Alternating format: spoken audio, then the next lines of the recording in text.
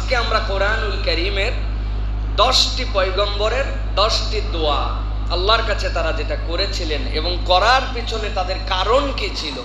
দোয়া তো দোয়াই, কিন্তু এর পিছে কারণ কি ছিল, পয়গম্বরদের মুখ দিয়ে আল্লাহ রাব্বুল আলামিন এই দোয়া কেন বের করেছিলেন, আমরা এর উপরে সংক্ষিপ্ত কিছু কথা শুনবো। আল্লাহ যেন এই দোয়াগুলি আমাদের জীবনে ধারণ করে, এই দোয়া যেরকম পয়গম্বরদের কবুল হয়েছে আমাদেরও আল্লাহ যেন দোয়াগুলি কবুল করেন, বলেন আল্লাহুম্মা আমিন। সর্বপ্রথম আমরা যে কোরআনুল কারীমের মধ্যে যে দোয়াটি আমরা দেখব, হযরত আদম আলাইহিস সালাম, তিনি আপনার আমার আদি পিতা। আল্লাহ রাব্বুল আলামিন আদম আলাইহিস সালাম থেকে আমাদেরকে সৃষ্টি করেছেন। আদম আলাইহিস সালাম যখন জান্নাত থেকে চলে আসলেন, আল্লাহ রাব্বুল আলামিন তাকে নামিয়ে দিলেন।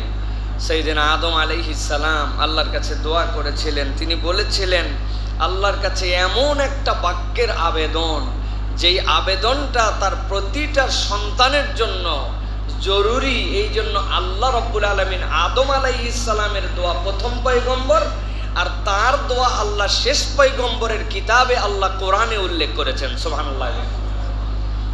আল্লাহ রাব্বুল আলামিন বলছেন, আমার আদমকে যখন আমি আল্লাহ নিষেধ করলাম, আমি আল্লাহ যখন তার জন্য বারণ করে দিলাম, লা তাকরাবা হাযিহিশ শাজারাতা, ও আমার পয়গম্বর আদম যা ইচ্ছা তাই খাও জান্নাতের মধ্যে, কিন্তু এই গাছটা, যেই গাছটা তোমাকে দেখালাম, এই গাছের কাছে যাবে না। শয়তান তাকে প্ররোচিত করলো। শয়তান সেখানে তার প্ররোচনায় আদম আলাইহিস সালামকে প্ররোচিত করে সেই গাছের কাছে নিয়ে গেল। ওই গাছের কাছে নেওয়ার পরে আদম আলাইহিস সালামকে আল্লাহ রব্বুল আলামিন তার বিবস্ত্র, তার পোশাক খুলে ফেলে দিলেন। এরপরে আল্লাহ দুনিয়াতে প্রেরণ করলেন। আদম আলাইহিস সালাম আল্লাহর কাছে এরপরে নিজের অপরাধ, নিজের ভুলটাকে স্বীকার করে নিয়ে আল্লাহ রব্বুল আলামিনের কাছে যে ফরিয়াদ দিয়েছিলেন, আল্লাহ কোরআনুল কারীমের মধ্যে উল্লেখ করেছেন। এই জন্য দুনিয়াতে আদমের সন্তান, তার জন্য আল্লাহর সীমারেখা নির্ধারণ করা আছে, কিন্তু আদম সন্তান বারবার ভুল করবে, বারবার ভুল করবে। কিন্তু আল্লাহ রাব্বুল আলামিন ভুল করলেই বান্দাকে শেষ করে দিবেন না, ভুল করলেই বান্দাকে ধ্বংস করে দিবেন না, বরং আল্লাহ বলছেন, ও দুনিয়ার মানুষ জেনে রাখো, আমি আদমের সন্তানের নাম ইনসান রেখেছি, মানুষ রেখেছি। ইনসান তো নিসিয়ান থেকে এইটা ভুলে ভরা। এই মানুষ ভুল করবেই, কিন্তু সর্বোত্তম ভুলকারী তো সে যে আল্লাহর কাছে আবার ব্যাক করবে, আল্লাহর কাছে আবার তওবা করবে। তবে তওবার ভাষাটা আল্লাহ যে ভাষায় আদম থেকে কবুল করেছিলেন, আমি কোরআনে উল্লেখ করলাম, এই দোয়া যদি আদম সন্তান করে, আল্লাহ আদমের মতো আদম সন্তানকেও মাফ করে দিবেন। আল্লাহ রাব্বুল আলামিন বলছেন, আদম বলেছিলেন, রব্বানা যালামনা আনফুসানা ওয়া ইল্লাম তাগফির লানা ওয়া তারহামনা লানাকুনান্না মিনাল খাসিরিন।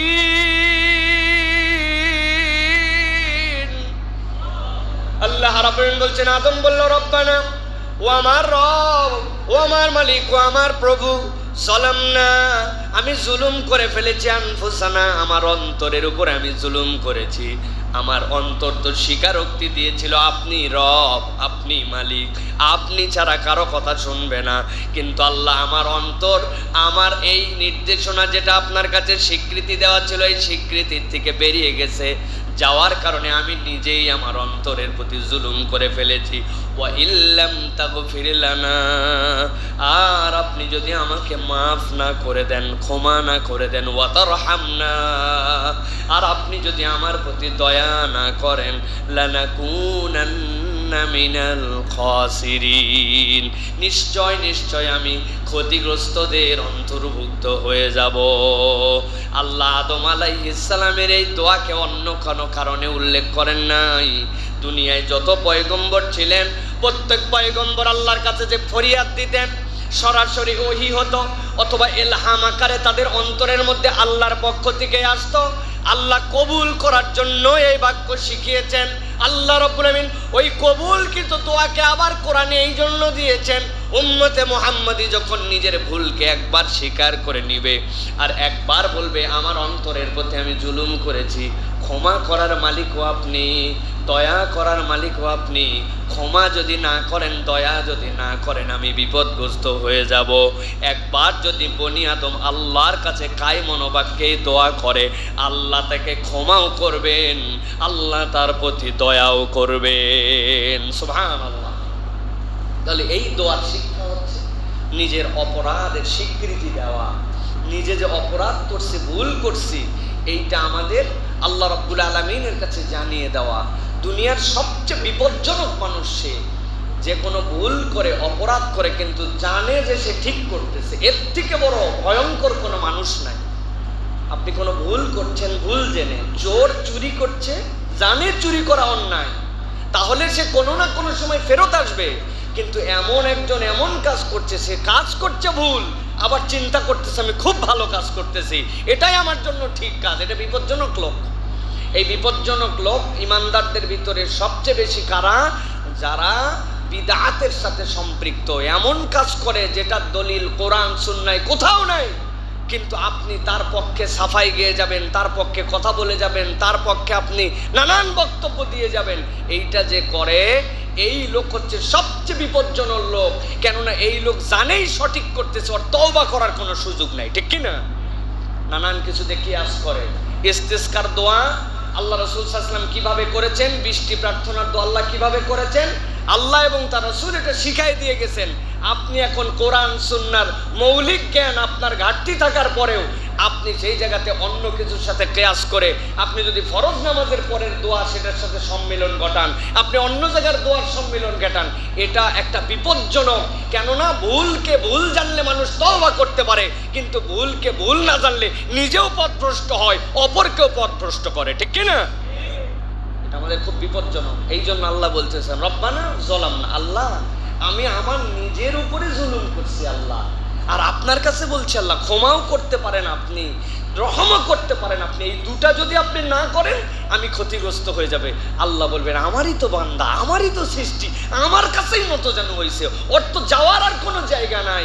এক ফকির এক বাড়িতে না পাইলে আরেক বাড়িতে যায়, এক জায়গায় চাইছি পায় নাই আরেক জায়গায় যায়, আর এ তো এমন ফকিরের ফকির, ওর তো যাওয়ার দ্বিতীয় কোনো দুয়ার নাই। আল্লাহর কাছে বান্দা এই অ্যাপ্রোচে একবার যদি ক্ষমা চাইতে পারে, আল্লাহ ওই বান্দাকে মাফ করে দেন। সুবহানাল্লাহ। এরপরে আল্লাহ রাব্বুল আলামিন সূরা নামল 19 নম্বর আয়াতের মধ্যে পয়গম্বর হযরত সুলাইমান আলাইহিস সালামের একটি দোয়া উম্মতে মুহাম্মাদের জন্য উল্লেখ করেছেন। আল্লাহ বলছেন, দেখো তো সুলাইমান এত পরাক্রমশালী একজন বাদশাহ, এমন ক্ষমতাধর বাদশাহ, আল্লাহ রাব্বুল আমিন সুলাইমানের থেকে প্রভাব প্রতিপত্তিওয়ালা কোন পয়গম্বরকে আল্লাহ রাব্বুল আমিন দুনিয়াতে সৃষ্টি করেন নাই। আল্লাহ বলছেন সুলাইমান আলাইহিস সালাম আল্লাহ রাব্বুল আমিনের কাছে কি ফরিয়াদ দিল। আল্লাহ রাব্বুল আমিন যাকে এত নিয়ামত এত নিয়ামত এত নিয়ামত দিলেন, বাতাস যার কথা শুনে, মাটি যার কথা শুনে, বালি যার কথা শুনে, দুনিয়াতে যত প্রাণী আছে তারা কি বলে সব সুলাইমান বোঝে। সুবহানাল্লাহ। আল্লাহ রাব্বুল আমিন বলছেন, সুলাইমান আলাইহিস সালাম বলছে, রব্বি আউজি'নি আন আশকুরা নি'মাতাকাল্লাতী আন'আমতা আলাইয়া ওয়া আলা ওয়ালিদাই। এই রব্বুল আলামিন, আপনি আমাকে ক্ষমতা বৃদ্ধি করে দেন। কিসের ক্ষমতা যাচ্ছে আমি আপনার কাছে? আল্লাহ আল্লাহ আপনার কাছে ক্ষমতা চাই, আন আশকুরা নি'মাতাকাল্লাতী আন'আমতা আলাইয়া। রব্বুল আমিন, আপনি আমাকে এত নিয়ামত দিয়েছেন, এত নিয়ামত দিয়েছেন, আমি তো আপনার নিয়ামতের শুকরিয়া আদায় করতে চাই, কিন্তু কেমনে শুকরিয়া আদায় করলে আপনার এত নিয়ামতের শুকরিয়া আদায় করা হবে এটা আমার জানা নাই। রব্বুল আমিন, আপনি আমাকে আরো একটা নিয়ামত দেন, এমন ক্ষমতা দেন আমি যেন যথোপযুক্তভাবে আপনার নিয়ামতের কৃতজ্ঞতা আদায় করতে পারি। সুবহানাল্লাহ। কেবল আমার উপরের টুকুই নয়, আমাকে তো দিছেন ওয়া ওয়ালিদাইয়া, আমার পিতাকেও আপনি দাউদ আলাইহিস সালামকে অজস্র নিয়ামত দিয়েছেন। দুনিয়ার মানুষ জানতো না রড দিয়ে লোহা দিয়ে কেমনে শিল্প হতে পারে। হযরত দাউদ আলাইহিস সালাম দেখায় দিলেন, একটা শক্ত লোহা খণ্ড হাতের মধ্যে নিলে নরম হয়ে যায়, যে শেপ ইচ্ছা সেই শেপ তিনি দিতে পারেন আল্লাহ। আপনি যে নিয়ামত দিলেন তার কণ্ঠের মধ্যে, তার কণ্ঠের কারণে কেবল দুনিয়ার পশু পাখি নয়, সমুদ্রের মাছ পর্যন্ত আকর্ষিত হইতো। আল্লাহ আমাকে যে নিয়ামতগুলো দিলেন, এই নিয়ামতটা আমি অনুভব করতে পারি, কিন্তু কোন ভাষায় বললে, কেমনে বললে আপনার কৃতজ্ঞতা হবে পূর্ণ আমি জানি না। আল্লাহ আপনি আমাকে আরো একটা নিয়ামত দেন, আপনার নিয়ামতের কৃতজ্ঞতা যেন আমি হক মতো আদায় করতে পারি। সুবহানাল্লাহ। পার্থক্যটা খেয়াল করে দেখেন, আমরা যেই না কোনো নিয়ামত পেয়ে যাই, আমরা ব্যাকগ্রাউন্ড ভুলে যাই, কে দিল না দিল, কোত্থেকে আসলো, সব ইতিহাস আমরা ভুলে যাই, যাই কি না?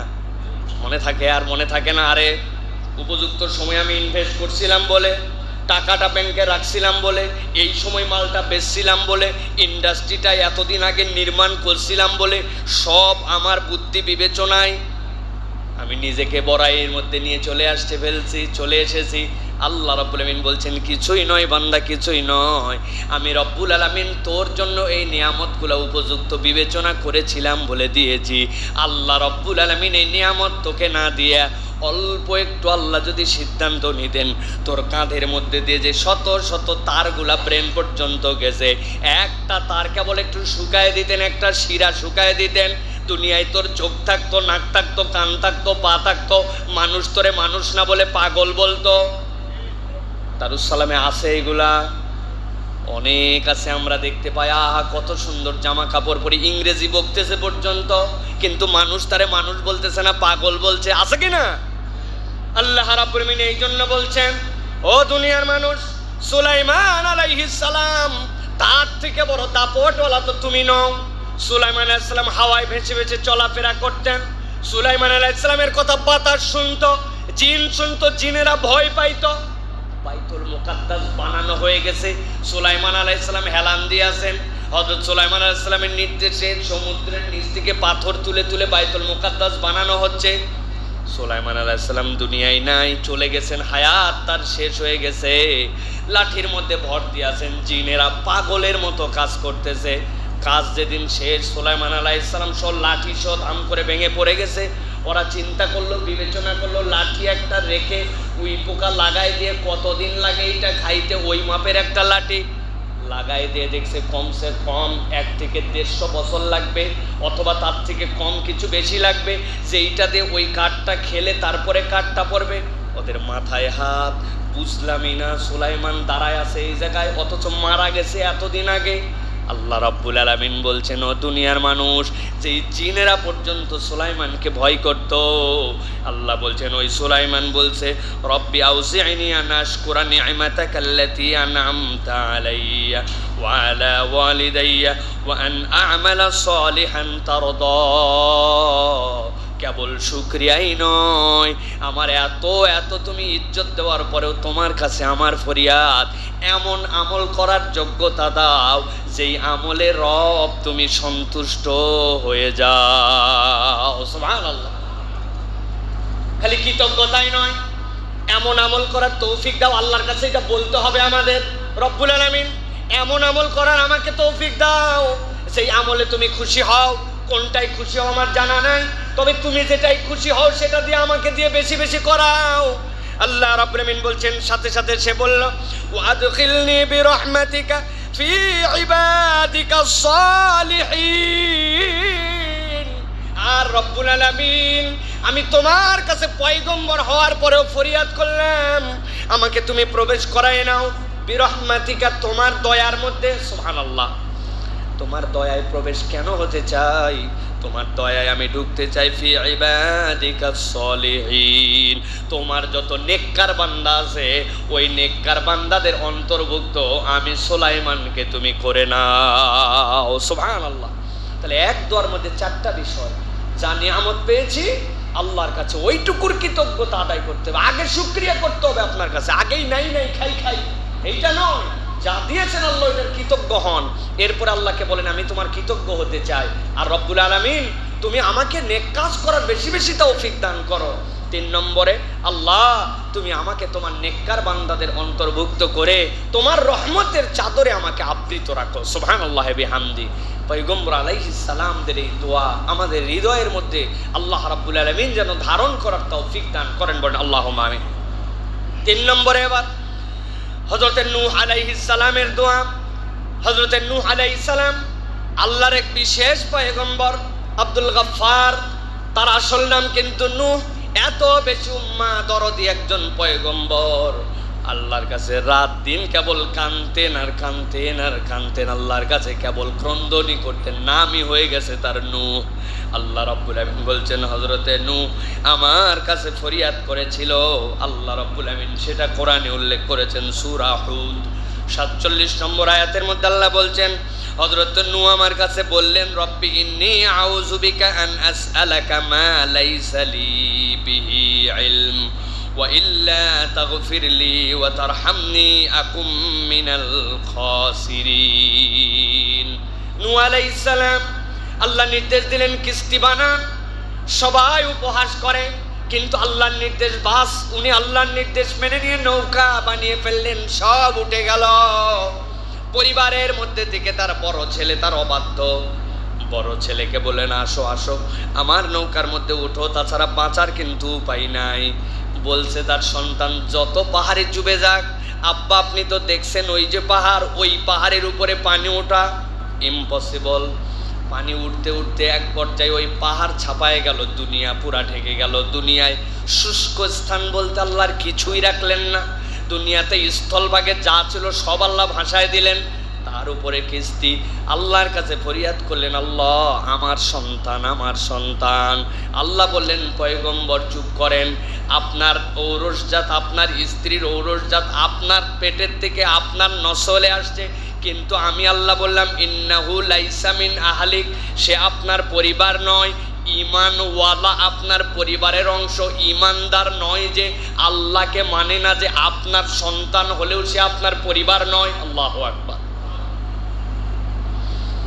আল্লাহ রাব্বুল আলামিন বলছেন পয়গম্বরকে দিয়ে এই যে কথাটা বের হলো, উপকার কি হলো?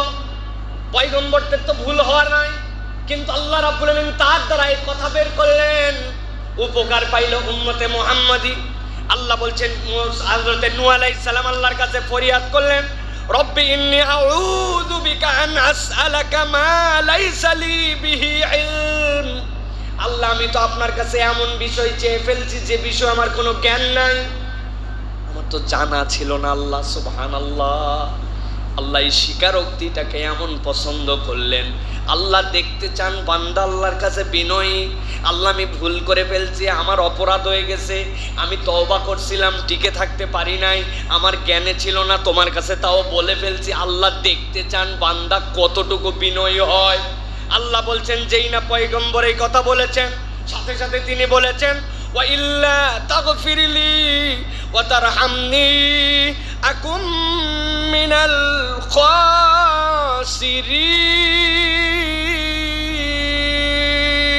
খাসিরিন। এই রব্বুল আলামিন তুমি যদি আমাকে ক্ষমা না করো, তুমি যদি আমাকে রহম না করো, আকুম মিনাল খাসিরিন, এই রব্বুল আমিন আমি তো ধ্বংসপ্রাপ্তদের অন্তর্ভুক্ত হয়ে যাব। অতএব তোমার ক্ষমা আর তোমার দয়ায় আমাকে একমাত্র বাঁচাতে পারে। আল্লাহ বলছেন পয়গম্বরের এই দোয়া করতে দেরি নাই, আল্লাহ রব্বুল আমিন মাফ করতেও দেরি করেন নাই। আল্লাহ রব্বুল আমিন কোরআনে উল্লেখ করলেন এই জন্য, বান্দা তোমার ভুল একটা কথা হয়েই যেতে পারে, শয়তান তোমাকে ভুলাই দিয়ে যেতে পারে, কিন্তু সেইটা নিয়েই তুমি চলবে নাকি? তোমার মধ্যে হামবড়াই থাকবে নাকি? না না না, তুমি আল্লাহর কাছে বলে ফেলো, আল্লাহ আমি বুঝতাম না, আমি জানতাম না, একটা ভুল কথা বলে ফেলছি। আমরা ফুরফুরার মরহুম হুজুরকে দেখছি, আব্দুল কাহ্হার সিদ্দিকী রহমাতুল্লাহি আলাইহি হুজুরের পাশে বসেছিলেন। মুহাদ্দিস সাহেব হুজুর এখনো হায়াতে আছেন, আল্লাহ তাকে দীর্ঘ হায়াত দান করেন। আমাদের সাইদ আহমেদ মুজাদ্দিদি হুজুর বসেছিলেন।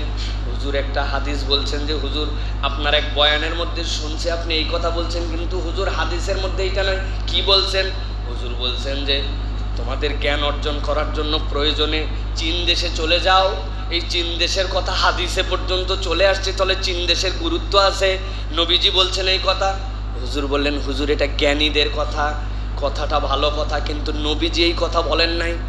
সাথে সাথে সকলের সামনে বসে হুজুর কান ধরছে, দুই কান, আল্লাহ তুমি আমাকে মাফ করে দাও, আমার ভুল হয়ে গেছে। যার হাজার হাজার ভক্ত, লাখ লাখ লোক যার কথা শুনে, উনার কি কান ধরার দরকার আছে?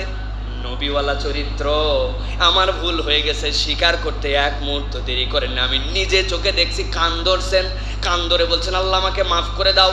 আমি অ্যানালাইসিস না করে এই কথাটা বলে ফেলছি নবীর নামে, এটা তো বলা আমার উচিত হয় নাই। আল্লাহু আকবার। আল্লাহ এটাই শিখাচ্ছেন। আল্লাহ বলছেন রব্বি ইন্নী আউযু বিকা আন আসআলাকা মা লাইসা লি বিহি ইলম, আমার যে বিষয়ে জ্ঞান নাই এরকম কিছু আপনার কাছে বলে বসছি, এরকম কিছু চেয়ে ফেলছি। এই রব্বুল আমিন আপনি আমারে মাফ করেন, আপনি আমার প্রতি দয়া করেন, তাছাড়া কিন্তু আমি শেষ। আল্লাহ বলছেন বান্দা এমনি এমনি এটা উল্লেখ করি নাই, আমি মাফ করার ক্ষমতা রাখি। আবার দোয়াটাও আমি কোরআনে তোমাদের জন্য জানাচ্ছি। বান্দা যেই অথরিটি ক্ষমা করতে পারবে সেই দরখাস্ত দেওয়া শেখাচ্ছে। একবার তুই ক্ষমা চেয়ে দেখ, তোর রব তোকে মাফ করে দিবে। আল্লাহ রাব্বুল আলামিন নূহ আলাইহিস সালামের আর অনেকগুলা দোয়া উল্লেখ করেছেন। সূরা মুমিনুনের 26 নম্বর আয়াতের মধ্যে এসেছে নূহ আলাইহিস সালাম আরেকটা কথা বলেছিলেন, রব্বিনসুরনি বিমা কাযাবুন, এই রব আমাকে যারা মিথ্যা প্রতিপন্ন করে আপনি তাদের বিপক্ষে আমাকে সহযোগিতা করেন, আমাকে সাহায্য করেন। আমি যদি হক হই আর আমাকে কেউ মিথ্যুক বলতে চায়, আল্লাহ আপনি দেখে নেন তাদের বিপক্ষে যেন আমি বিজয়ী হই। আল্লাহুম্মা আমিন। এটাও হযরত নূহ আলাইহিস সালামের দোয়া। হকের উপরে অটল থাকলে এই জায়গায় কোনো দুর্বল কাটার সুযোগ নাই। 4 নম্বরে দাউদ আলাইহিস সালামের দোয়া। আল্লাহ রাব্বুল আমিন কুরআনুল কারীমের মধ্যে উল্লেখ করেছেন হযরত দাউদ আলাইহিস সালাম আল্লাহর কাছে ফরিয়াদ করতেছেন, রব্বানা ফরিগ আলাইনা সাবরান ওয়া সাব্বিত আকদামানা ওয়ানসুরনা আলাল কওমিল কাফিরিন। আমার আল্লাহ বলছেন দাউদ আলাইহিস সালাম আল্লাহর কাছে যে ফরিয়াদ দিয়েছিলেন, প্রত্যেকটা ঈমানদারের ফরিয়াদ তো এটা, এই রব্বুল আমিন রব্বানা ফরিগ আলাইনা সাবরান, আল্লাহ আপনি আমাকে আপনার দ্বীনের উপরে সবর করার তৌফিক দান করেন।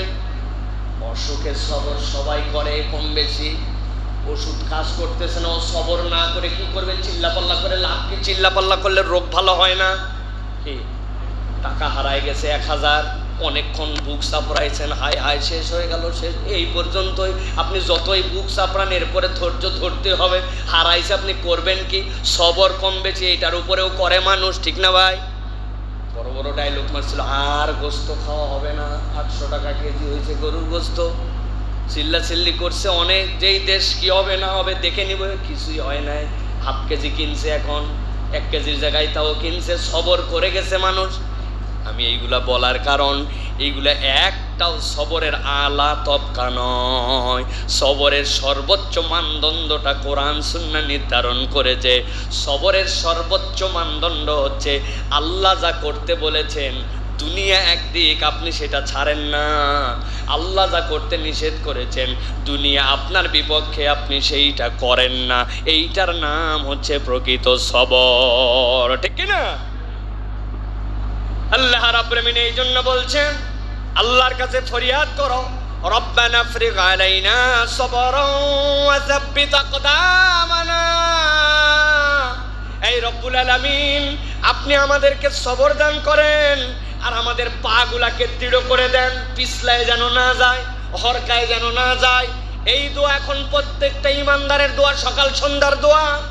চারিদিকে ফিতনার ফিতনা, ফিতনার ফিতনা। আপনি যেখানেই যাবেন মনে হচ্ছে দিনের উপরেই ছিলাম, কোথার থেকে যেন আপনি ভ্রষ্ট হয়ে গেলেন, পিছলায় গেলেন। সকালে দিনের উপরে আছে, সন্ধ্যায় দিনের উপরে নাই, আছে না ভাই?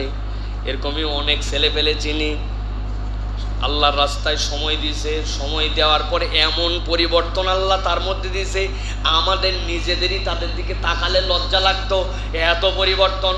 2 মাস না যাইতে আবার তার এমন পরিবর্তন যে ওই লোকের দিকে আবার তাকাতে লজ্জা লাগে। দেখছেন আপনারা এরকম? আমি দেখছি, এই মহল্লায় আছে আমাদের। আল্লাহ রাব্বুল আমিন এই জন্য বলছেন, রব্বানা আফরিগ আলাইনা সাবরান ওয়া সাব্বিত আকদামানা, নবী দোয়া করছে, আল্লাহ আপনি আমাকে আপনার বিধানের উপরে ইস্তেকামত দান করেন, আমার পা দুইটা হড়কায় দিয়েন না, এইটা যেন আপনার দ্বীনের প্রতি ইস্তেকামত থাকে।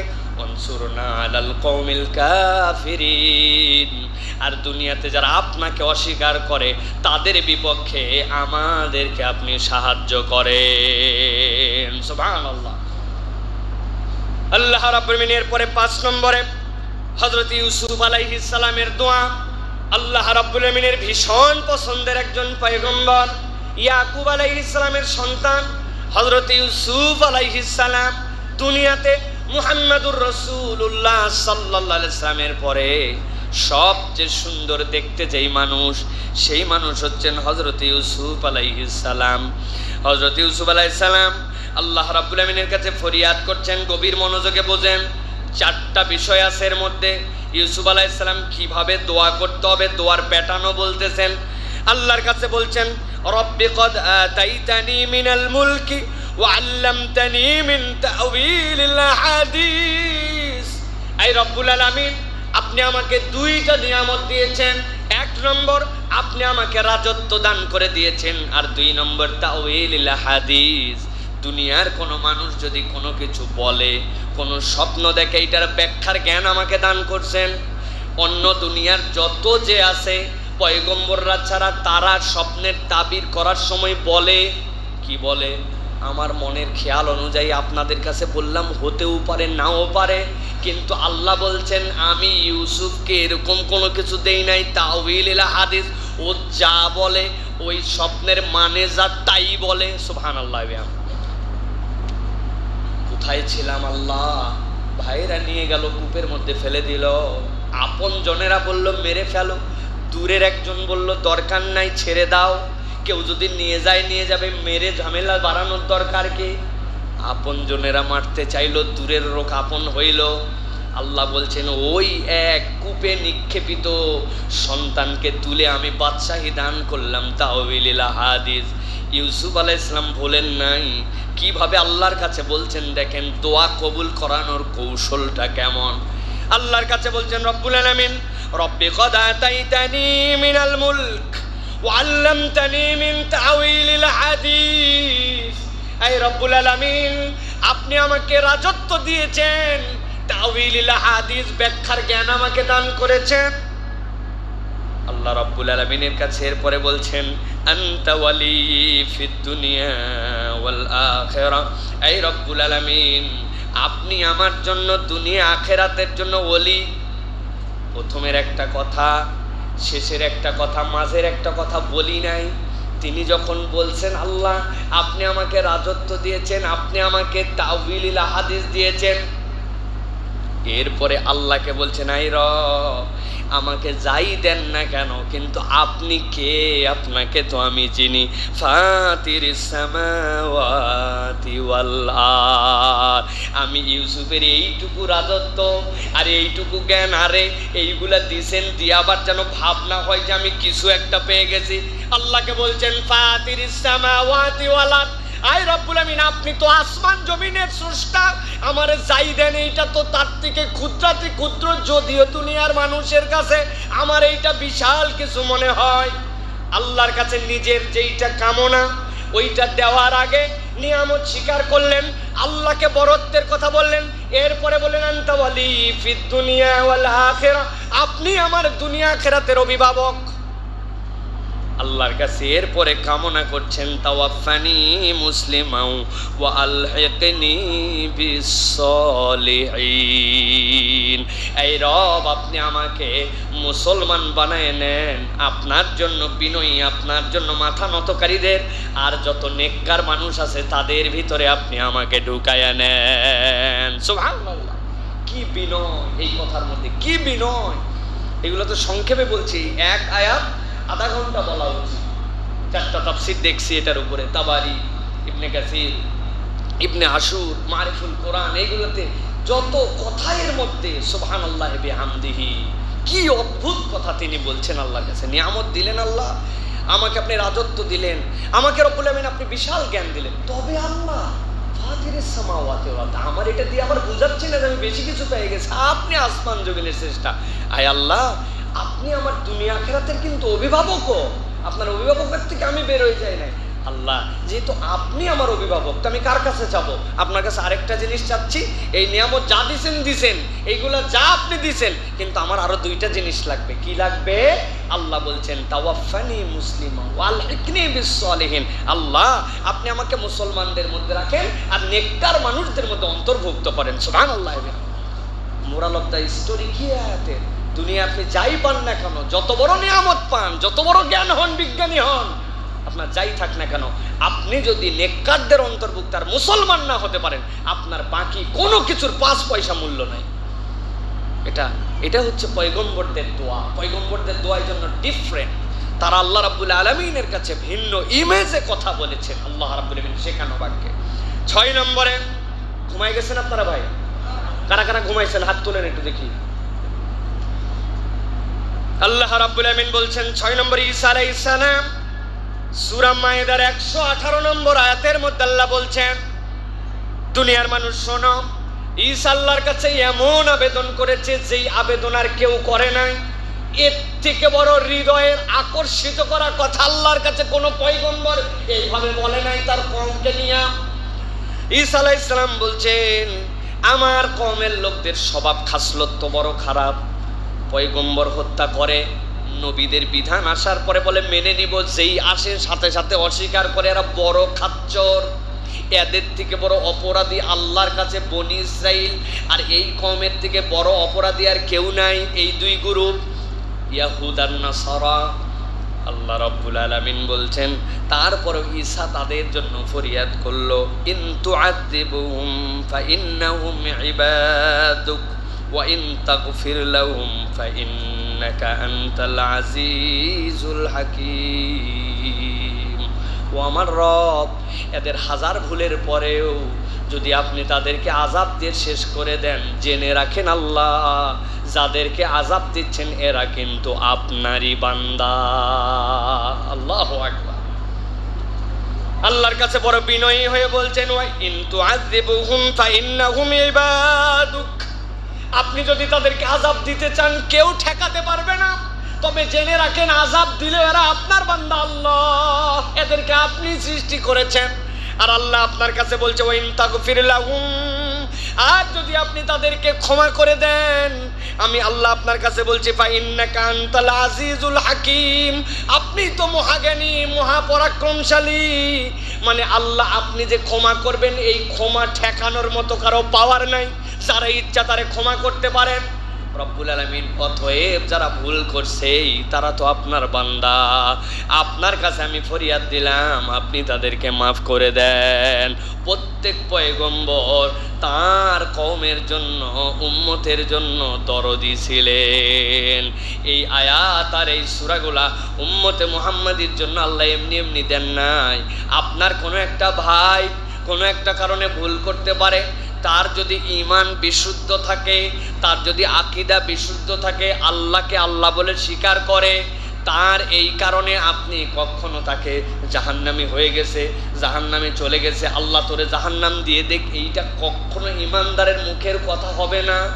তার ভুলের কারণে তার প্রতি বিরক্তি থাকবে, তার প্রতি উপদেশ দিয়ে কাছে আনার তামান্না থাকবে, কিন্তু ঈমানের কারণে ওই লোকের গুনাহ থেকে আপনার বেশি মহব্বত তার প্রতি থাকবে। আল্লাহ বলছেন এই একই জিনিস নবীওয়ালা চরিত্র ঈসা আলাইহিস সালাম তার কওমের যাবতীয় ভুল জানতেন, কিন্তু তারপরেও আল্লাহর কাছে বলছেন, আপনি শাস্তি দিলেও আপনার বান্দাকে, ক্ষমা করলেও আপনার বান্দাকে, আপনি মহাপরাক্রমশালী, আপনার কাছে আমরা ক্ষমার ভিখারি। সুবহানাল্লাহ। অতএব আমাদেরকে আল্লাহ রাব্বুল আলামিনের কাছে অ্যাপ্রোচের ক্ষেত্রে এই বিষয়গুলি স্মরণে রাখতে হবে, যাতে আল্লাহ রাব্বুল আলামিনের কাছ থেকে আমরা আমাদের হৃদয়ের আকুতিগুলা যেরকমভাবে আমাদের পয়গম্বররা দিয়েছেন সেইভাবে যেন আমরা গ্রহণ করতে পারি এবং আল্লাহর কাছে যেন আমরা বলতে পারি। 7 নম্বরে ইয়াকুব আলাইহিস সালামের দোয়া, সূরা ইউসুফের 86 নম্বর আয়াতের মধ্যে আল্লাহ বলছেন, হযরত ইয়াকুব আলাইহিস সালাম ছোট্ট 4 শব্দে আল্লাহর কাছে দোয়া করেছেন, ইন্নামা আশকু বাসি ওয়া হুজনি ইলাল্লাহ। আল্লাহর কাছে বলতেছেন ইয়াকুব আলাইহিস সালাম, দুঃখের কথা কাকে বলবো? বাসি, আমার যত দুঃখ আমার মনের ভিতরে যত ক্লেশ ওয়া হুজনি আর আমার যত চিন্তা, এগুলা কার কাছে বলবো? আল্লাহকে বলছেন ইন্নামা আশকু, আয় আল্লাহ আমার শিকায়েত আপনার কাছেই করছি আল্লাহ। আপনি ছাড়া আমার দুঃখ, আপনি ছাড়া আমার দুশ্চিন্তা বোঝার আর কেউ নাই। আল্লাহু আকবার। ছোট্ট চারটা শব্দ কেবল বলছেন আল্লাহর কাছে, আল্লাহ আমার বাসি ওয়া হুজনি, আমার যে দুঃখ, আমার যে কষ্ট, আমার যে চিন্তা, আল্লাহ আপনার কাছে বলছে। আশকু, আপনার কাছে শিকায়েত করছি ইলাল্লাহ, আপনি ছাড়া আমি কাউরে বলবো না এইগুলা। আল্লাহ রাব্বুল আলামিন পয়গম্বরদের দ্বারা আপনার আমার ঈমান বিশুদ্ধ করছেন। আপনার দুঃখের কথা অন্যের কাছে বলতে পারেন, সে খানিকক্ষণ আপনার দুঃখ শুনে চুপ চুপ চুপ চুপ করতেও পারে, কিন্তু আদতে দুঃখ, কষ্ট, দুশ্চিন্তা, পেরেশানি দূর করানোর ক্ষমতা দুনিয়ার কারণে। বান্দা যদি কায় মনোবাক্যে আল্লাহর কাছে একবার নিজেকে সমর্পণ করতে পারে, আল্লাহ রাব্বুল আলামিন চান যে বান্দাকে এইগুলা দিয়ে মাঝে মাঝে পরীক্ষা করতে, বান্দা যেন এখান থেকে বেরিয়ে আসে, বান্দা যেন উত্তরিত হয়। এই জন্য আল্লাহ রাব্বুল আলামিন ইয়াকুব আলাইহিস সালামের এই দোয়া আপনাকে আমাকে শিখিয়েছেন। অতএব আমাদেরও মনের দুঃখ বেদনা মানুষ মাত্র মানুষের সাথে শেয়ার করবে, কিন্তু সর্বাগ্রে আল্লাহর কাছে আপনার মনের ব্যথা বেদনা উপস্থাপন করতে হবে। আল্লাহ তুমি ছাড়া তো এগুলো কারো কাছে বলার নাই আল্লাহ, অতএব তুমি আমার দুঃখ বোঝো, তুমি আমার ব্যথা বোঝো, তুমি আমার দুশ্চিন্তা বোঝো, এইগুলোর থেকে তুমি আমাকে উত্তরণ ঘটায় দাও। বলেন আল্লাহুম্মা আমিন।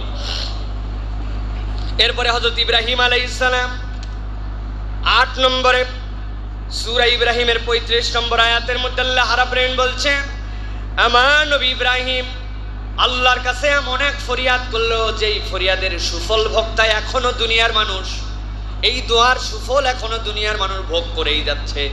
আল্লাহ রাব্বুল আলামিন বলছেন, ইব্রাহিম বললেন রব্বি জাআল হাযাল বালাদা আমিনা, এই রব আমি যেখানে তোমার নির্দেশে তোমার ঘর বানালাম, খানায় খাবা বানালাম, তোমার কাছে ফরিয়াদ দিলাম রব্বি জাআল হাযাল বালাদা আমিনা, তুমি এই ভূখণ্ডটাকে নিরাপত্তায় ভরপুর করে দাও।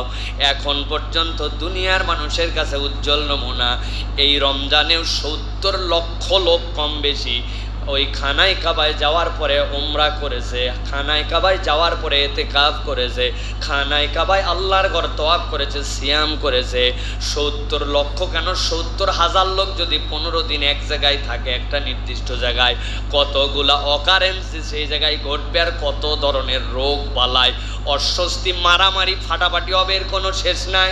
কিন্তু 70 লক্ষ লোক যেখানে গেল আসলো, ট্রানজ্যাকশন হচ্ছে, কোনো এরকম বলার মতো কোনো রকম নিরাপত্তাহীনতা নাই। আমার আল্লাহ বলছেন ইব্রাহিম আলাইহিস সালামের এই দোয়া আল্লাহ কিয়ামত পর্যন্ত কবুল করে নিয়েছেন। সুবহানাল্লাহ। শুধু একটু চিন্তা করবেন যে যদি কোনো 5 লক্ষ লোক 15 দিন কোনো জায়গায় থাকে, ওই জায়গায় যে মানুষজন থুতু ফেলবে, কারণ নির্দিষ্ট জায়গা তো বিশাল ব্যাপ্তি না, খানায় কাবা কেন্দ্রিক শহর, কাবার আশপাশের চত্বর, এই জায়গাতেই তাওয়াফ, এই জায়গায় ইতিকাফ, এই জায়গাতেই নামাজ, এই জায়গায় তাহাজ্জুদ, এই জায়গায় রমাদান, এই জায়গায় সাহারি, ওই জায়গায় বাথরুম, ওই জায়গায় থাকা, ওইটুকুর জন্য গেছে কত লোক, 15-20 লক্ষ লোক কন্টিনিউ করতেছে। এই লোক যে থুতু ফেলে, এই থুতু ফেললে এই থুতুতেই 15 লক্ষ লোক যদি কোনো জায়গায় 3 দিন থাকে, অর্ধেক লোক নানান ধরনের রোগ বালায় আক্রান্ত হয়ে শেষ হয়ে যাবে। এই জন্য আল্লাহ ওই খানায় কাবার আশপাশের ওই আশপাশের ওই জায়গাটাতে কোনো সিজন রাখেন নাই। পুরা দুনিয়াতে উইন্টার আছে, সামার আছে, বিভিন্ন জায়গায় আছে বর্ষা আছে, বিভিন্ন জায়গায় বিভিন্ন ধরনের ঋতুচক্র আছে। খানায় কাবার ওই জায়গায় কোনো ঋতুচক্র নাই, আজীবন একই ধরনের তাপমাত্রা নিয়ে একই ধরন ওই জায়গাতে চলতেছে। আল্লাহ রাব্বুল আমিন বলছেন এটা যাত্রার দোয়া নয়, এটা সাইয়েদনা ইব্রাহিম আলাইহিস সালাম দোয়া করেছেন, রব্বি জাআল হাযাল বালাদা আমিনা, আল্লাহ এই শহরটাকে আপনি নিরাপদ বানায় দেন। কেবল এতটুকুই তিনি দোয়া করেন নাই, আল্লাহর কাছে সাথে সাথে বলেছেন ওয়াজনুবনি ওয়া বানিয়া আন না'বুদাল আসনাম, আই রব্বুল আমিন আরো আপনার আমাকে এবং আমার যারা বংশধর আছে তাদেরকে আপনি পবিত্র রাখেন। কিসের থেকে? আল্লাহ আপনি পবিত্র রাখেন, আমরা যেন কখনো মূর্তি পূজারী না হই। ইব্রাহিম আলাইহিস সালামের এই দোয়ার উত্তরসূরি হচ্ছেন আমার আপনার নবী মুহাম্মদুর রাসূলুল্লাহ সাল্লাল্লাহু আলাইহি ওয়াসাল্লাম। ওই ইব্রাহিম আলাইহিস সালামের সন্তান ইব্রাহিম আলাইহিস সালাম, ওই ইব্রাহিম আলাইহিস সালামের সন্তান ইসমাঈল আলাইহিস সালাম, ওই ইসমাঈল আলাইহিস সালাম থেকে মুহাম্মদ সাল্লাল্লাহু আলাইহি সাল্লাম এসেছেন। আল্লাহর নবী নিজে হাদিসের মধ্যে বলেছেন, আমি আমার পিতা ইব্রাহিম আলাইহিস সালামের দোয়ার ফসল। আমার পিতা ওই সময় দোয়া করেছেন, আর আল্লাহ আমার সেই দোয়ার ফসল হিসেবে তোমাদেরকে আমাকে দান করেছেন। সুবহানাল্লাহ। অতএব আমরা আমাদের পরিবারের জন্য অনেক দোয়া করি। আমার পরিবারকে আল্লাহ কারো মুখাপেক্ষী বানায়ও না, ধনে মানে তাকে বাড়ায় রাখো, ইজ্জতে তাকে বাড়ায় রাখো, অনেক দোয়া করি। কিন্তু এইগুলা সব দোয়ার থেকে বেশি গুরুত্বপূর্ণ দোয়া আল্লাহর কাছে, ওয়াজনুবনি ওয়া বানিয়া আন না'বুদাল আসনাম। আল্লাহ তুমি আমার উত্তর প্রজন্মে কখনো কেউ যেন মুশরিক না হয়, শিরিককারী না হয়, আমার প্রজন্মে কেউ যেন মূর্তির উপাসনা না করে, এরকম একটা সন্তানও আমার বংশে তুমি দিও না। বলেন আল্লাহুম্মা আমিন। সবচেয়ে বড় দোয়া। কিয়ামতের দিনে যাই দেখবো, আরে আমি মুসলমান, আমি দুনিয়ার থেকে চলে আসার পর আমার মুশরিক প্রজন্ম হয়েছে, আমার পরের প্রজন্ম অনেক জ্ঞান দিছিলাম, অনেক কিছু ছিল, কিন্তু সাথে সাথে শিরিককারী হয়ে গেছে। আল্লাহ যেন এখান থেকে হেফাজত করে। বলেন আল্লাহুম্মা আমিন। এক দলের তো এজেন্ডা এখন, তারা ইসলামিক রুচি, ইসলামিক কালচার, ইসলামিক আদর্শ এইগুলো তাদের সহ্য হয় না। তারা বলে একসময় ওয়েস্টার্ন কালচারের বিপক্ষে আমরা নানান কথা বলতাম, কিন্তু কি বাংলাদেশ হয়ে গেল, এখন ধর্মীয় কালচারে আমাদের নিজেদের সকল কালচার হারায় যাচ্ছে। ইসলাম যে কালচার দিয়েছে এর থেকে উন্নত কালচার হতে পারে না। যদিও তারা পাঞ্জাবি এবং টুপি এইগুলাকে মিন করে, যারা পাঞ্জাবি, টুপি, জুব্বা, পাগড়ি এইগুলাকে ধর্মীয় কালচার বলে বাঙালির থেকে এখানে আলাদা করতে চায়, তাদের কাছে জিজ্ঞাসা করতে চায়, কোন বাঙালি তোমার কোন পূর্বপুরুষ শার্ট প্যান্ট পরছিল, এই বাঙালির কালচার তুমি কোথার থেকে পাইলে? ঠিক কিনা? কোথাতে পাইছো? এটা বাঙালি নাকি? শার্ট প্যান্ট পরা বাঙালি কোথাতে পাইলে? সচিবদেরকে লুঙ্গি পরে অফিস করতে বলেন, তাও লুঙ্গি সেলাই করা যাবে না, সে কাটা সামনে দিয়ে কাটা লুঙ্গি পরে যাবে, তাহলে বোঝা যাবে বাঙালি কালচার। উনাদের আসলে এই বাঙালি মুসলিম এইগুলা মূল উদ্দেশ্য নয়। মূল উদ্দেশ্য ইয়াংরা, তরুণরা ইসলামকে পছন্দ করছে, তারা চারিদিকে লাত্তি খাইছে, খাওয়ার পরে বুঝছে যে দুনিয়ার সবাই তাদেরকে নিয়ে খেলতে চায়, ইসলাম প্রকৃত তাদেরকে শান্তি দিতে চায়। এই শান্তির বার্তা এখন কতকগুলা সহ্য হয় না, এই জন্য তারা বাঙালির সাথে মুসলমান, বাংলাদেশের সাথে অমুক তমুক এইগুলাকে আলাদা করে নতুন করে একটা ফিতনা ছড়াতে চায়। আমাদেরকে সচেতন হতে হবে, যুবকদেরকে আরো বেশি ইসলামের দিকে আসতে হবে। ইসলামের দিকে যে যত বেশি আসবে দেশপ্রেমী সে তত হবে, ইসলামের দিকে যত আসবে আদর্শ তত হবে। ইসলাম আদর্শ শিখায়, ইসলাম ছাড়া বাকি যা কিছু তারা কখনো প্রকৃত আদর্শ শিখায় না। ঠিক কিনা?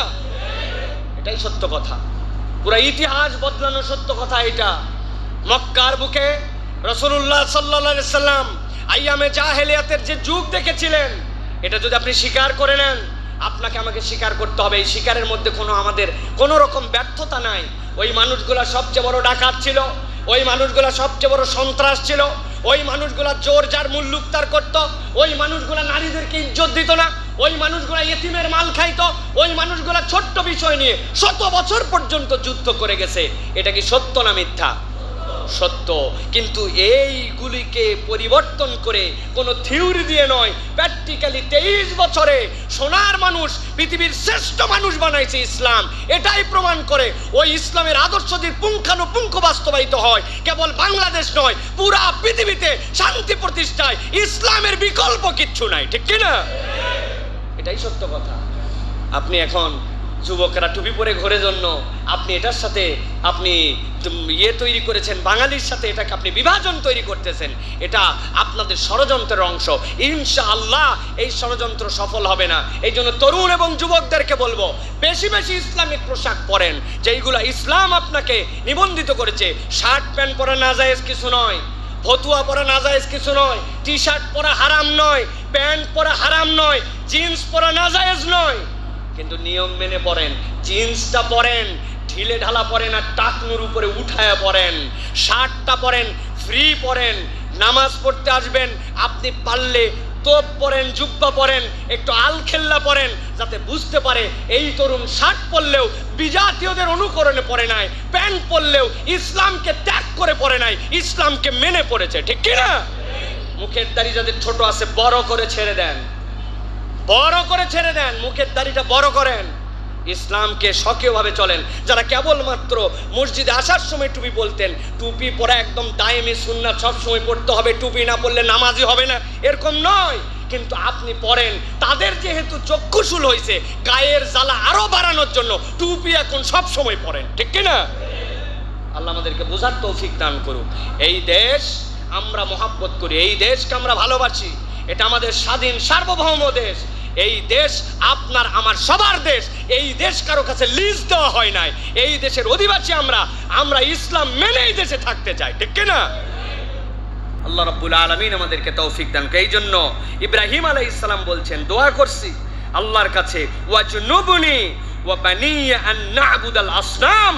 আল্লাহ ওই মূর্তি পূজার সংস্কৃতি, ওই ভুয়া মঙ্গলের সংস্কৃতি, ওর সাথে আমার সম্পর্ক নাই। আল্লাহ তুমি মূর্তি পূজারীদের সাথে আমাদেরকে অন্তর্ভুক্ত করো না। বলেন আল্লাহুম্মা আমিন। আল্লাহ রাব্বুল আলামিন 9 নম্বরে হযরতে মূসা আলাইহিস সালাম, হযরতে মূসা আলাইহিস সালামের দোয়া, আরেক আবেগী দোয়া, আরেক পয়গম্বর আমার আল্লাহ রাব্বুল আলামিনের সাথে কথা বলেন। আল্লাহ রাব্বুল আলামিনকে যা মন চায় মনের বাক্যটা সরাসরি বলতে পারেন। আল্লাহর যত আদরের পয়গম্বর, তার মধ্যে মূসা আলাইহিস সালাম একজন। মূসা আলাইহিস সালামের কথা মনে হলে কি মনে হয়? খুব ফর্সা টকটকে ধবধবে মানুষ, তাই তো নাকি? না, মূসা আলাইহিস সালাম ছিলেন কালোদের মধ্যে থেকে। আল্লাহ রাব্বুল আলামিন মোহাব্বতের অনেক বান্দা ছিলেন। লোকমান আলাইহিস সালাম এত জ্ঞানী, এত জ্ঞানী, নবী না হওয়ার পরেও তার কথা আসছে। সুতরাং ফর্সা ধবধবে সাদা মানেই ভালো বিষয়, এরকম নয়। ওই লোকমান আলাইহিস সালাম কালো বেটে মানুষ ছিলেন। আল্লাহ রাব্বুল আলামিন মূসার কথা বলছেন, রব্বি ইন্নী লিমা আনজালতা মিন ইলাইয়া মিন খায়রিন ফাকির।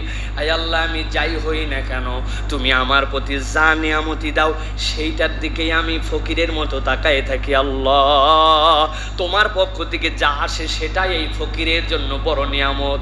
আল্লাহর কাছে এমন বিনয়ী আবদার করেছেন। আল্লাহ রাব্বুল আলামিন ওই মূসাকে এমন কবুল করেছেন, দুনিয়াতে একমাত্র পয়গম্বর যে বিনা মাধ্যম ছাড়া আল্লাহর সাথে কথা বলতেন। সুবহানাল্লাহ, কি বলছেন আল্লাহর কাছে? রব্বি ইন্নী লিমা আনজালতা ইলাইয়া মিন খায়রিন ফাকির। আল্লাহ, তুমি তোমার পক্ষ থেকে যা কল্যাণ দাও, ছোট্ট থেকে ছোট্ট, ক্ষুদ্র থেকে ক্ষুদ্র, আমি তো বিপদে পড়ে পালাতে পালাতে পালাতে জায়গা পাই না, একটা গাছের নিচে বসছি, আসার পরে দেখি 2 কুয়ার থেকে সব পানি খাওয়াচ্ছে। 2টা মেয়ে পাশে জড়ো হয়ে আছে, তাদের সাথে অনেক ভেড়া বকরি। জিজ্ঞাসা করলাম, খাওয়াতে পারো না কেন? বলে এগুলো সব পুরুষ মানুষ, শক্তিশালী, আমরা গেলে মেয়েরা ওর মধ্যে ঢুকে যাবো, তা তো হবে না। ওদের খাওয়ানো শেষ হলে এরপরে আমি যাই খাওয়াবো। আল্লাহ এমন শক্তি দিছে যে এই কূপের মুখ লাগানো ছিল, 10 জন উঠাতে পারে না। উঠায় সরায়া সবগুলারে পানি খাওয়ায় বলছে, যাও নিয়ে চলে যাও। তবে তোমরা আসো কেন? তোমাদের আব্বা নাই? বলছে আমাদের আব্বা আছে, কিন্তু উনি খুব বয়স্ক। যাওয়ার পরে বলছে, এমন একটা বীর পুরুষ, সে আমাদের দিকে তাকালোও না আর আমাদের জন্য এই উপকার করলো, তাই নাকি? আল্লাহ নিয়ে আসো। দাওয়াত দিয়া নিয়ে আসার সময় এক ভদ্রতা গেছে, উনি সামনে সামনে পথ চেনে না, মেয়ে 2টা সামনে যাবে, শরীরের দিকে চেহারার দিকে নজর যাবে, উনি সামনে আর বলছে পিছন থেকে বলে দিবে কখন ডানে যেতে হবে, কখন বামে যেতে হবে। আসার পরে বলছে, আব্বা কেবলমাত্র শক্তিই না, চরিত্রেও ভালো। উনি সামনে আসছে, রাস্তা চিনে না, ডান বাম আমাদেরকে দেখাই দিতে বলছে। আল্লাহ রাব্বুল আলামিন এরপরে তাকে সেই জায়গায় নিরাপত্তা দিয়েছেন, দুশ্চিন্তা দূর করে দিয়েছেন, ওই বাড়ির জামাই বানায় দিয়েছেন। আল্লাহ রাব্বুল আলামিন এরপর তো দুনিয়ার মালিক বানায় দিয়েছেন। কিন্তু বলতেছেন কি? বলতেছেন রব্বি ইন্নী লিমা আনজালতা মিন খায়রিন, আল্লাহ ইলাইয়া মিন খায়রিন ফাকির। আমার কাছে তুমি যতটুকুই নিয়ামত দাও কল্যাণকর, আমি তার ভিখারি। আল্লাহ সুবহানাল্লাহ। আল্লাহর কাছে ছোট হয়ে থাকলে দুনিয়ার সব মিলে যায়। তো আল্লাহর কাছে ছোট থাকার জন্য মানুষের কাছেও এই বড়াই দেখার কিছু নাই, মানুষের কাছে হাম বড়াই কিছু না। আমি হে হয়ে গেছি, আমি সে হয়ে গেছি, মাটিতে আর পা পড়ে না। এই ধরনের যদি আমাদের তবিয়ত হয়, ধ্বংস হতে বেশি সময় লাগবে না। আর যেই মানুষ যত বিনয়ী, যত আল্লাহর কাছে বিনয়ী, দুনিয়ার মানুষের কাছে বিনয়ী, আল্লাহ রাব্বুল আলামিন তার ইজ্জত আসমানে তত বাড়ায় দিবেন। সুবহানাল্লাহ। সর্বশেষ মুহাম্মদ মুস্তাফা সাল্লাল্লাহু আলাইহি সাল্লাম তার দুইটা দোয়া সমগ্র পয়গম্বররা দুনিয়ার যত দোয়া করেছেন সব দোয়া আল্লাহ রাব্বুল আমিন এই দুই দোয়ার মধ্যে ঢুকায় দিয়ে রেখেছেন। আল্লাহ বলছেন আমার পয়গম্বর আমার কাছে দোয়া করলো সূরা বনি ইসরাইল ৮০ নম্বর আয়াতের মধ্যে আল্লাহ উল্লেখ করেছেন আমার নবী আল্লাহর কাছে বলেছেন রব্বি আদখিলনি মুদখালা সিদকিন ওয়া আখরিজনি মুখরাজা সিদকিন ওয়াজআললি মিন লাদুনকা সুলতানান নাসীরা। এই রব্বুল আলামিন আপনার কাছে আমার ফরিয়াদ আপনি আমাকে সত্যরূপে সত্যের মধ্যে প্রবেশ করান, আমার থেকেও সত্য বই অন্য কিছু বের করবেন না আল্লাহ, আমাকে সত্যের মধ্যে রাখেন, আমাকে হকের মধ্যে রাখেন, আমাকে হক থেকে আবার আমার থেকেও হকটাকে বের করেন। সুবহানাল্লাহ। আল্লাহ রাব্বুল আমিনের কাছে বলছেন আই রব্বুল আমিন রব্বি আদখিলনি মুদখালা সিদকিন ওয়া আখরিজনি মুখরাজা সিদকিন ওয়াজআলনি মিন লাদুনকা সুলতানান নাসীরা। আই রব্বুল আমিন আপনি আমাকে দাখিল করুন সত্যরূপে, বের করুন সত্যরূপে। আর আপনার কাছে আমার একটা ফরিয়াদ, কি ফরিয়াদ? আই রব্বুল আলামিন আপনি আমাকে সহযোগিতা করেন কোন জায়গা থেকে? ওয়াজআললি মিন লাদুনকা সুলতানান নাসীরা, আপনি আমাকে রাষ্ট্রীয় সাহায্য দিয়ে সহযোগিতা করুন, মানে এমন একটা দেশ আমাকে দেন যেখানে আপনার হুকুমের পূর্ণ বাস্তবায়ন হবে। অতএব উম্মতে মুহাম্মাদি হিসাবে আপনার আমার হৃদয়েও তামান্না থাকবে এমন একটা হুকুমত হোক, এমন একটা স্টেট কায়েম হোক যেটা ইনসাফের ভিত্তিতে হবে এবং আল্লাহর আইন অনুযায়ী দেশ চলবে। বলেন আল্লাহুম্মা আমিন। এই দোয়া করতে হবে। খালি আমরা মনে করছি না ব্যক্তিগত ইসলাম তো আগে লাগবে, আপনার পরিবারে ইসলাম আনেন, পাড়ায় ইসলাম আনেন, আপনার ফ্ল্যাটে ইসলাম আনেন, আপনার অ্যাপার্টমেন্টে ইসলাম আনেন, আপনার মসজিদে আনেন।